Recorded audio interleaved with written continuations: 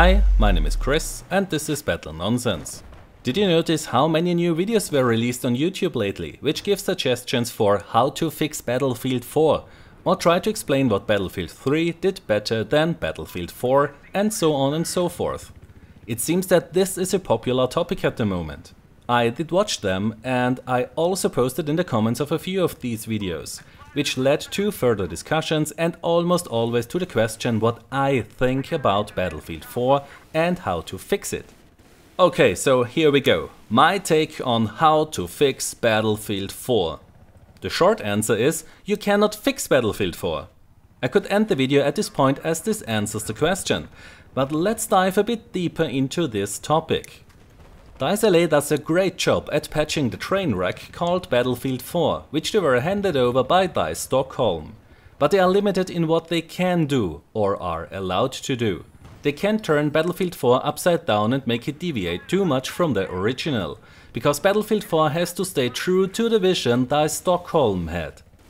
So because of this, I see absolutely no way to fix Battlefield 4. It can be improved, sure, the CTE has shown us that.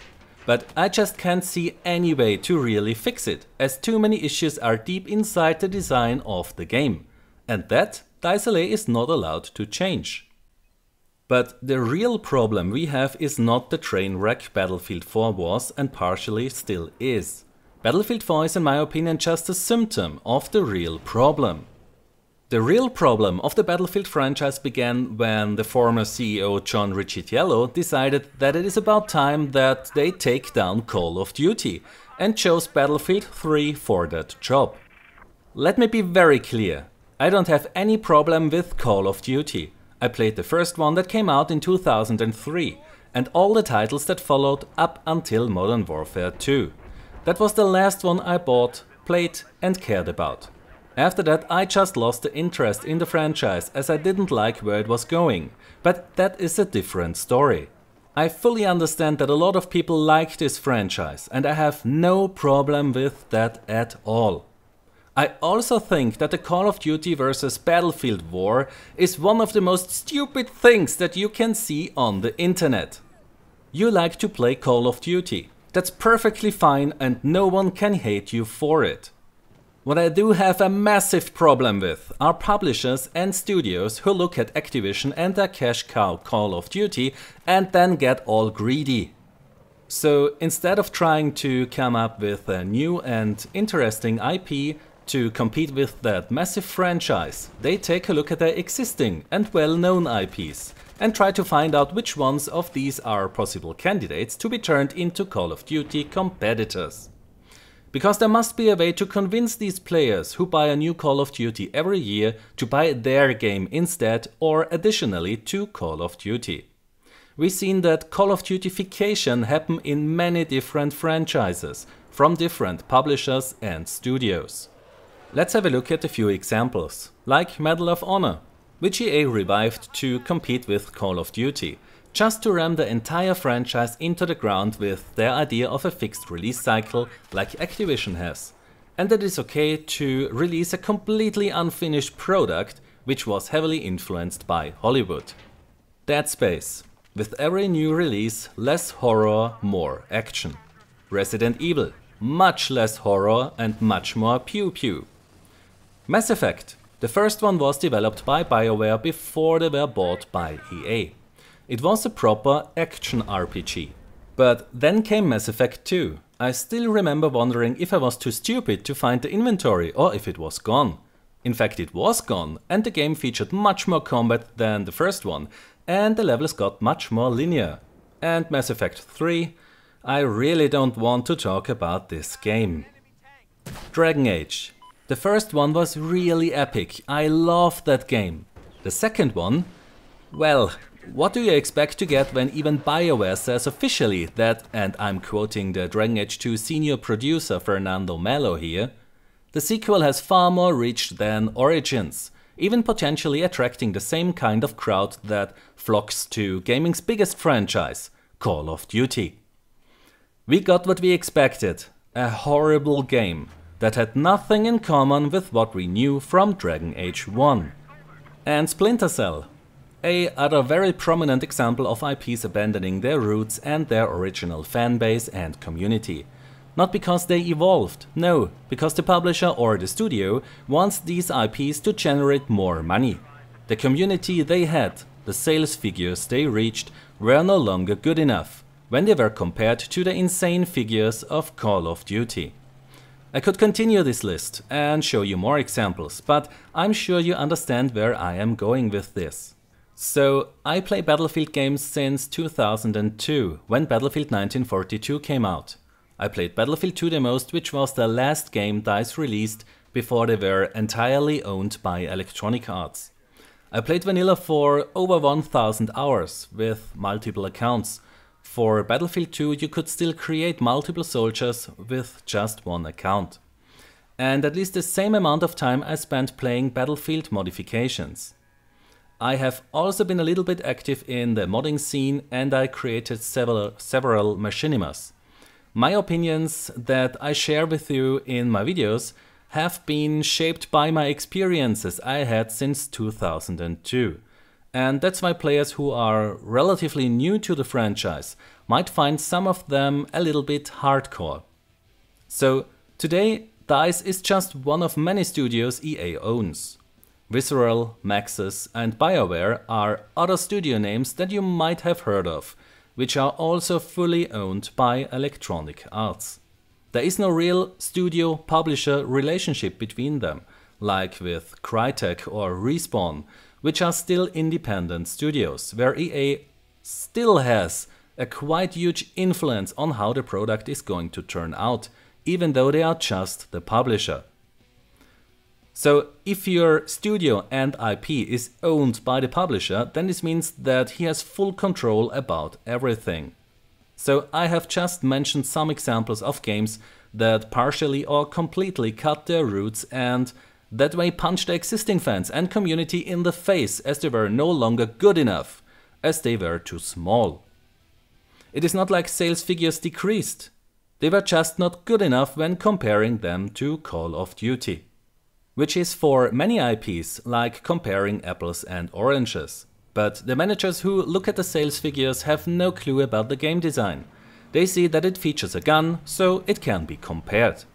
If you played any Battlefield before Bad Company, then you know that the same happened with the Battlefield franchise when Battlefield 3 came out. EA CEO John Riccitiello was not even shy to say so in public, and he even started a very dirty PR fight with Activision. This design decision for Battlefield 3 did not only fundamentally change the franchise, it also put an end to the existing community that formed during the last 9 years. Which was starved to death by EA, which did not release a new Battlefield game since 2006, where Battlefield 2142 came out. Eventually, even PlanetBattlefield.com closed its doors, as with Battlefield 3 maintaining a community site was no longer possible, as these were mainly created and driven by mods and other community projects. The more or less ultimate death stroke for the existing 9-year-old community was when EA closed the EA UK forums and tried to force everyone to the inferior and heavily moderated Battlelog forums. A forum that is still lacking a lot of basic forum functions. Functions that even vBulletin 2 had when it was released in 2001. So why was the main Battlefield franchise turned upside down when EA and DICE just created this new Bad Company IP, which was already aiming at the kind of gamer Battlefield was now changed to aim at? To me it seems that at first EA tried to establish Bad Company as a new IP that should compete a little with Call of Duty, at least attract some of its players. But it seems that even though Bad Company 1 and Bad Company 2 were quite successful games, I did like both a lot, EA was not entirely happy, and so they tried again by turning the main Battlefield franchise into something that should be appealing to Call of Duty fans, because marketing a very well-known and highly awarded IP is much easier than with a new one that you create from scratch. Ultimately, all of this led us to Battlefield 4, and as I said, I see no way to fix this game, and those who praise Battlefield 3 to have been perfect and a million times better seem to have played a different game than I have. I still enjoy Battlefield 3 when I play it, much more than Battlefield 4, but at this point it is just less horrible than Battlefield 4.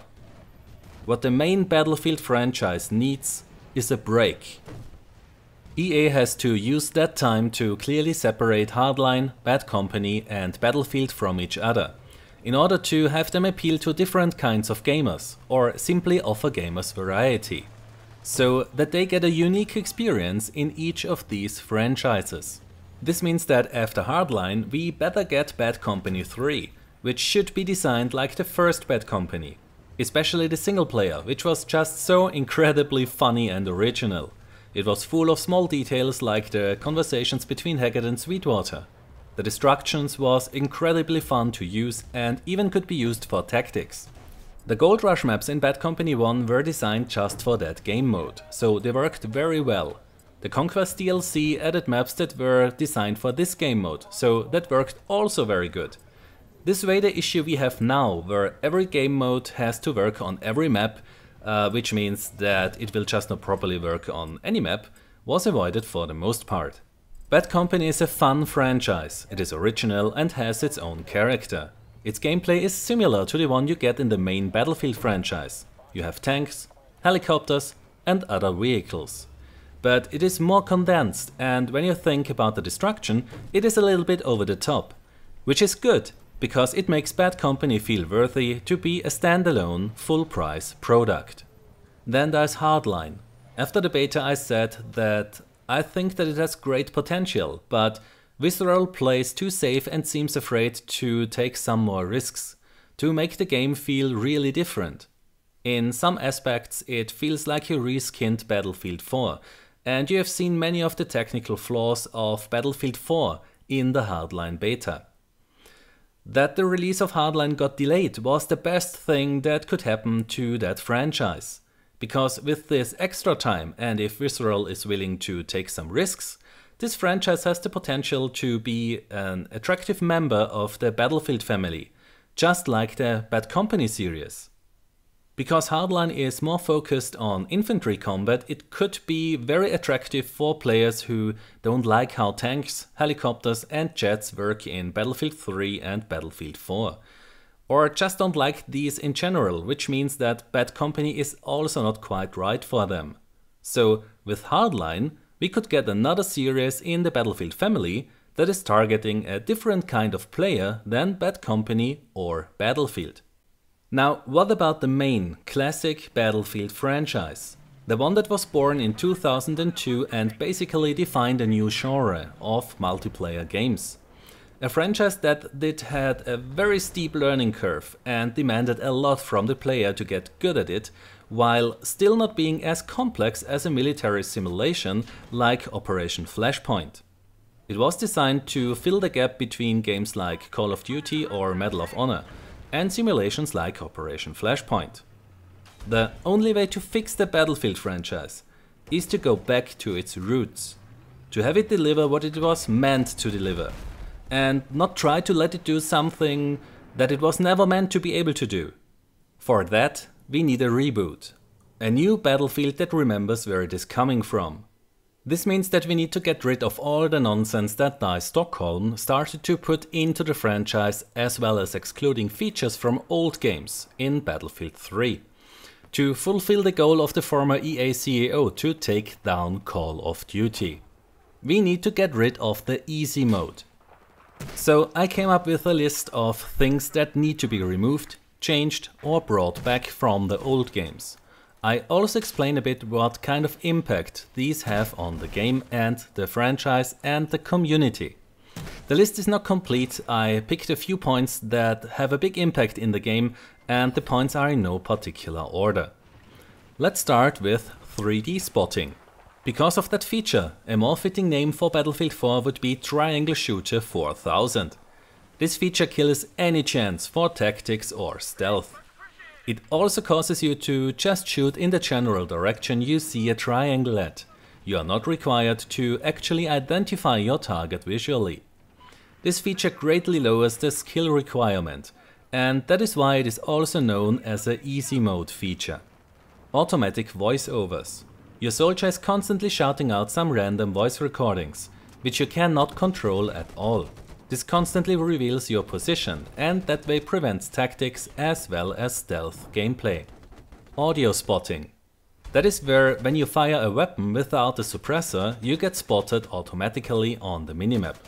The point of the suppressor is to get rid of the sound of your weapon, to be able to have some stealth gameplay. If you don't use one, everyone can hear you. And because they can hear you and look at the minimap and see that there is no teammate around them, so it has to be an enemy, you reveal your position. That you light up on the minimap is just as bad as 3D spotting. This is another feature that greatly reduces the requirement for skill. Squad spawning. That you can spawn on any of your squad members and not just the squad leader increases the pace of the game. It causes that the squad members are less likely to stick with their squad leader and even protect him, which greatly reduces the value of the squad leader role as well as the teamwork aspect of the game. It also makes the game much more forgiving as you have up to 4 mobile spawn points that could be anywhere on the entire map. Visual recoil. You see your weapon and sight go to the left when you fire it, but the actual recoil is working in the other direction. Visual recoil makes it almost impossible to control the real recoil of the gun, because you see just an animation that has nothing to do with the real recoil of the gun. It is meant to reduce the skill gap, because a new player, as well as an experienced player, will not be able to control the recoil if the game only shows them a fake one. Features like this, that are in the game to make the skill gap as small as possible, are simply a no-go. Skill has to matter.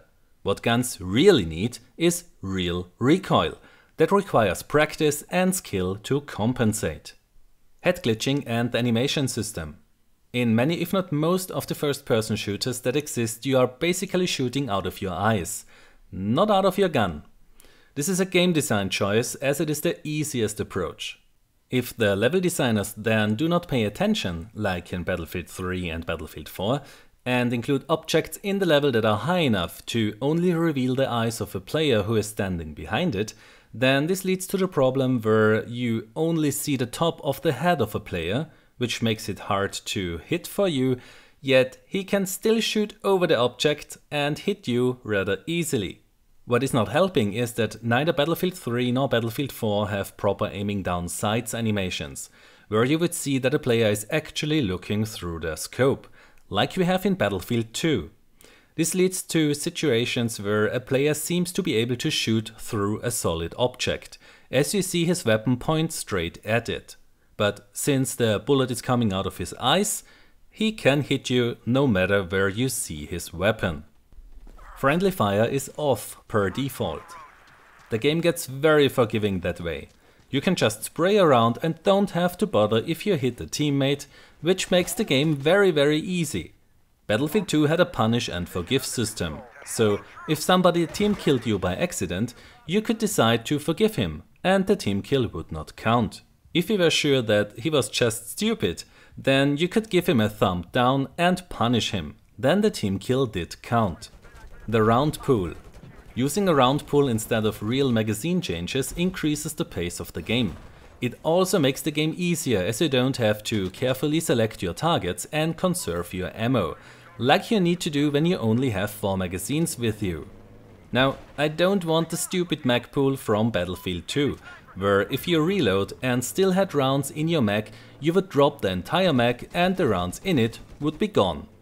I want a smart system, where if there are still rounds in the magazine and you reload, then it goes back in my pocket, so I can reload this magazine at a later point. Unlimited sprint. This also increases the pace of the game and makes the game more forgiving, as you can get out of tight situations that you got yourself into because you were not thinking. You also don't need to stick to cover that much because you don't need to wait for your stamina to fill up again. When you have stamina in your game, then you can use it to give each class a different feel, a sense of their weight. So a support would be able to sprint less than a light recon can. Auto heal. Battlefield has a medic. and his role is to heal his teammates. This is the teamwork aspect of the medic. Auto heal has no place in a teamwork game, and the game needs to be designed in a way so that the player understands how critical it is that he takes good care about his teammates. Auto repair. Battlefield has an engineer whose job is to repair vehicles. This is his teamwork aspect. Introducing auto repair practically removed that aspect from this class. Auto repair also introduced a very big balancing problem related to jets and helicopters, because when damaged, the pilot would just hide somewhere and wait until they magically got fully repaired. The only place to repair a jet must be the airstrip, and helicopters must only be able to be repaired at helipads. That way, you require them to pull out and give the ground forces a much needed break. With auto repair, this break did not happen, and so the ground forces got quickly annoyed by helicopters and jets. Infinite ammo for jets and helicopters. Together with auto repair, this is why people said in Battlefield 3 that helicopters and jets are overpowered and need to be removed. On some maps you could take the attack helicopter and camp inside the other team's main base for nearly the entire round and kill everything that spawned there. No need to fly to your base for repairs and no need to fly back to refill your ammo. This had a dramatic impact on the gameplay. Jets must be required to fly back to the airstrip for repairs and rearm, and helicopters need to return to the helipad for that, so that the ground forces get a much required break. And helicopters as well as gunners need to pick their targets a little bit more carefully, or they will run out of ammo very quickly. Simplified flight physics. Helicopters in Battlefield 3 and Battlefield 4 are relatively slow and have very limited maneuverability. They are also very easy to fly, which makes flying a helicopter pretty boring after a short period of time. The flight model must be challenging and offer a lot of freedom. This makes them much more interesting to fly and increases the long-time motivation. It also makes you feel special if you master it.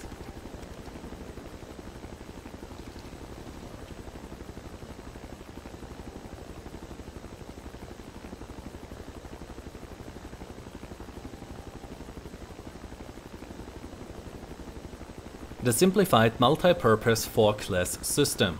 The class design in Battlefield 3 and Battlefield 4 is really bad for teamwork. There's little to no need to actually have a squad with different classes, and that you can use so many weapon types with every class clearly does not help the problem. Each class needs clear pros and cons, so that you see and feel the benefit of working and sticking together with other players in your squad that use different classes. The chain of command. Basically, it is just broken. The commander was turned into a tablet minigame and is just useless. The squad leader is nothing more than a mobile spawn point. Most people don't even bother to give an order. The fully localized text and voiceover communication system, COMROSE, text feed and chat are so poorly done that they are almost useless. If you have played Battlefield 2, then you know how brilliant that system was back then, and I cannot understand how DICE could do such a bad job in Battlefield 4. Then there is the lock-on madness. When you are in a vehicle, there is like a ton of cheap ways for the other players to kill you, using fire and forget weapons that require little to no skill at all. DICE Stockholm even turned wire-guided weapon systems into lock-on weapons, which just makes no sense. There should be lock-on weapons in Battlefield, but not as much as they are right now, and they should not be able to do such cheap kills. The unlock and progression system. This is something DICE LA seems to be very puzzled about. Their idea for Battlefield 4 was that more is always better. You have to unlock the same sight for every single gun individually. You have to unlock 6 guns you don't want to get the one that you do want. Also, you still have to start without basic gear. Like if you want to play as a medic, you don't even have a defibrillator. In vehicles you need to unlock weapons and missiles. Who thinks that it is fun to be outgunned when you play against more experienced players? Then there are ranks, medals, ribbons, etc. These are just meaningless as you end up getting them many times in one round for no reason. There is no sense of achievement in the current progression system, and the XP boosts just make it worse. And then there's the map design. In general, maps are quite flat and often offer very little cover. The control points are in many cases placed at locations that don't make much sense, and most of the time you don't see an essential vehicle spawning at a flag, which means that the flag itself does not have much value or impact in the gameplay. So there is no real need to bother and defend the flag. And so you see people run from one flag to the next even if the flag behind them is getting neutralized. Turn around and defend it? Not happening. A major issue with the map design is that extremely different game modes have to work on every single map, and it is just not possible to design the map in a way that all of them work perfectly. Then we have design choices that make little to no sense, like the lens flares. If in Domination or Team Deathmatch the spawn system decides to spawn you against the sun, then you will have a hard time to get somewhere. This has nothing to do with using the sun for tactics. This is the art department deciding what will be done, and not the game designer. Another topic is the viewing distance. In Battlefield 3 we have seen how the removal of the fog we had in Battlefield 2 can harm the gameplay on a map. Especially when you also have 3D spotting in your game. Strike at Karkand and Sharkey Peninsula are prime examples for this. The helipad rape was always bad on Sharkey, but in Battlefield 3 you have a direct line of sight between the two, and because of this you see the helicopters drawn to each other all the time. I do not suggest that we need the thick fog of Battlefield 2, which was put into this game mainly because the graphic cards at that time were not powerful enough to have higher viewing distances. But what maps need is some sort of cover, or something to conceal your approach, otherwise tactics and stealth is not possible. So if you have very flat maps, then you need statics on the map to provide that cover. This can be buildings, rocks, a forest, or when you place it near the ocean and set it in the morning, then you can also have a slight fog that limits the viewing distance. When you are not near the ocean, then you can use smoke to do the same job. It just has to feel natural and believable. Another approach is to use different elevation levels in a map, like in Fushi Pass or Kubra Dam in Battlefield 2, just to mention two examples. Maps also need to feature different routes that you can take. Choke points are bad for the gameplay, as they will only cause that the map plays out exactly the same way all the time, which is boring. And the main bases must be placed in a way so that you cannot see directly inside it from across the entire map, like in Caspian Border. This is the worst way to design a main base that you can think of. And since we are talking about map design, let's quickly address night maps. What we had in Battlefield 3 was a joke. That was not the kind of night map players were asking for. We had real night maps in the Battlefield 2 add-on called Special Forces. They were really fun to play as they added something new to the game, and variety is always good.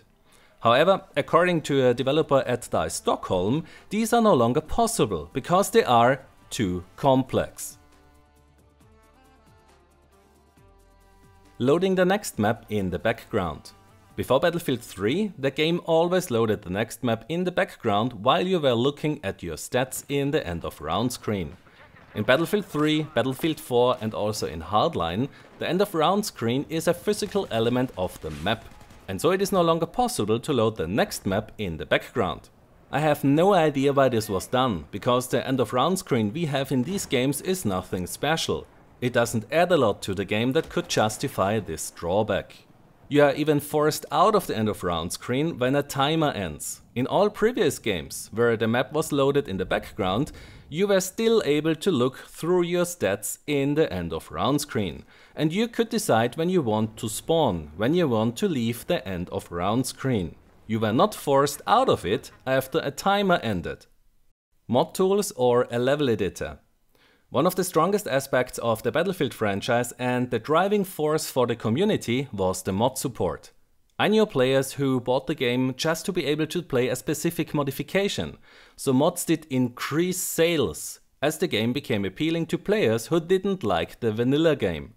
Besides total conversion mods like Project Reality, Forgotten Hope, Pirates and many more, we also had a ton of community maps. The ability to create custom maps and modify the game was also very helpful for the esports community, as they could tweak the game in order to optimize it for the competitive scene. And for machinima directors like myself, the ability to modify the game gave you complete freedom for your story. You want a female soldier model? No problem, just build one. So the mod support was one of the main reasons why Battlefield became so popular in the first place, and why Battlefield 2 is still played today even after the GameSpy servers were shut down. The community just created their own backend to replace the GameSpy servers. So how about the Frostbite engine? Well, it could have mod support, or at the very least offer us a level editor.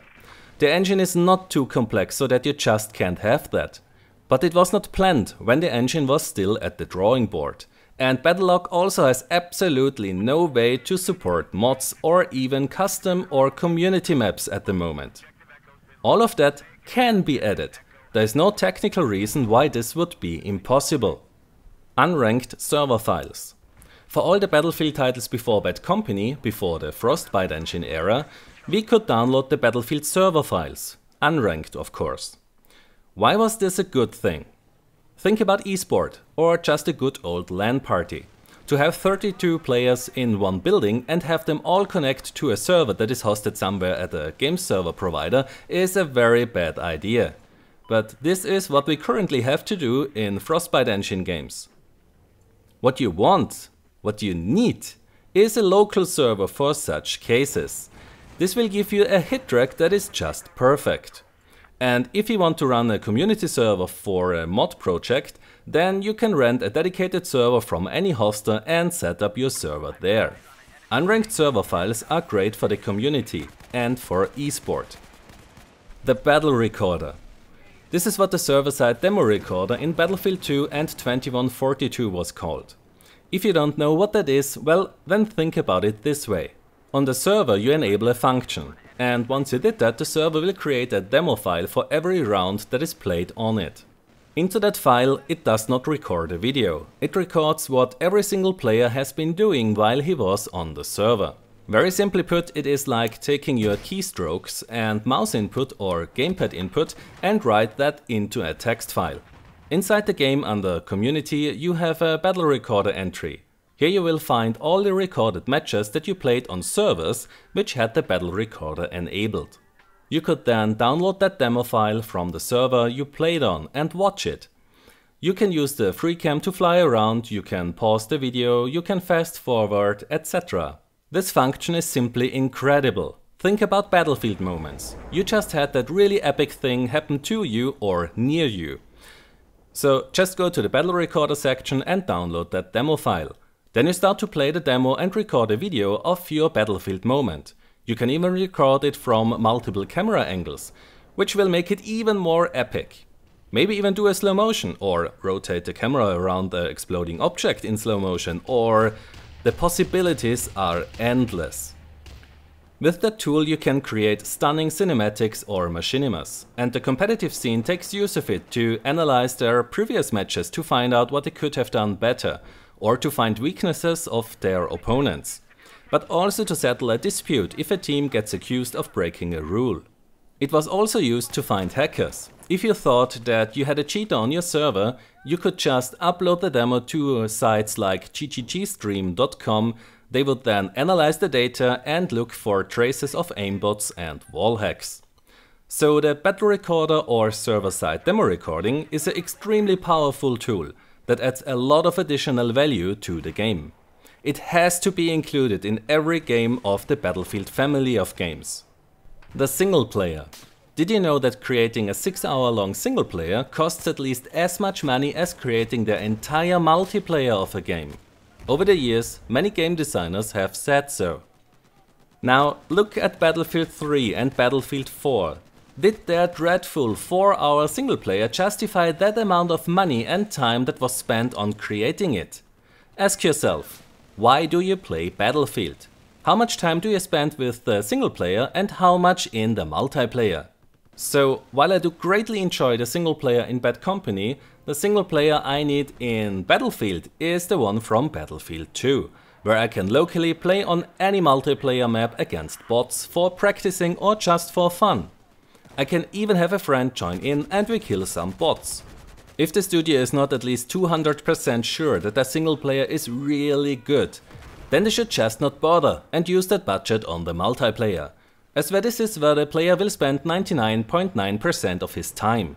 So my list is far from complete, but the video is already very long, so I will just stop here. But I did talk about my biggest concerns for Battlefield 3 and Battlefield 4. As you have seen, I use Battlefield 2 a lot for reference. But was Battlefield 2 perfect? No, it was not. The nade spam was horrible and it also had balancing issues. No sane player wants the exact copy of Battlefield 2 to be remastered.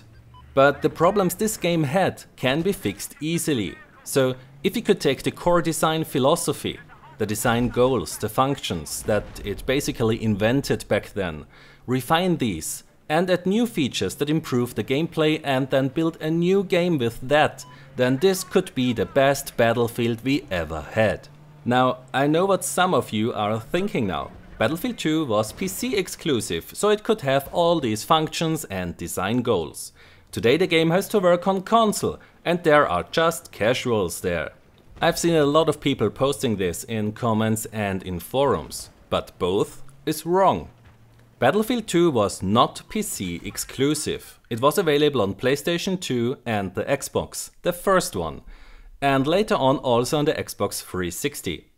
What DICE did back then was to have Battlefield 2 on the PC, and for the console a separate version of the game called Battlefield 2 Modern Combat was created, an optimized version of Battlefield 2 for the console. But to be fair, that game was a bit too much for the hardware of the PlayStation 2 and the first Xbox. But on the 360 it worked very well and also had quite a fan base. A fun fact is that many players, especially PC players, are not aware of is that when Battlefield 3 came out, then not only the PC players were complaining about the so-called worthy successor to Battlefield 2. No! The Battlefield 2 Modern Combat console players had the exact same complaints about Battlefield 3 as the PC players had. So in my opinion this also shows that the players on the console are not the casual kiddies, which PC players often want to make them look like. There are players on the console who are really into competitive games and just hate it when the game is put into easy mode by the developers. The real problem we have is that the publisher and the studio are not willing to optimize the game for each platform and only target one kind of gamer with all their games, instead of trying to have a family of games that targets different types of gamers or just offers them variety. What we and the Battlefield franchise as a whole need is diversity. We do not need to see the same game reskinned 3 times. With the strong IPs Bad Company, Hardline and Battlefield, EA has a lineup at their hands to attract many different kinds of gamers, and not just one. Hardline, a fast-paced infantry-focused game which offers a unique experience in its multiplayer through the game design and the police versus gangsters theme, as well as a fresh and new storytelling in its single player. Bad Company, designed similar as Battlefield but a bit more condensed. Combined arms with tanks and helicopters, though without jets I suggest. Over-the-top action with a little bit exaggerated destruction and a just hilariously fun single player make this series special. Battlefield, the hardcore experience. A steep learning curve, challenging gameplay and progression system. Combined arms all-out warfare on huge maps where skill and teamwork truly matters. Multiplayer only. I believe that if this change would happen, and each series then offers a very different experience, then we would have a lot more highly satisfied players in the Battlefield family. What do you think? What does the Battlefield family need for its future? Let me know in the comments. If you like my content, then please consider to hit the subscribe button and I might see you next time. Until then, have a nice day and take care. My name is Chris and this was Battle Nonsense.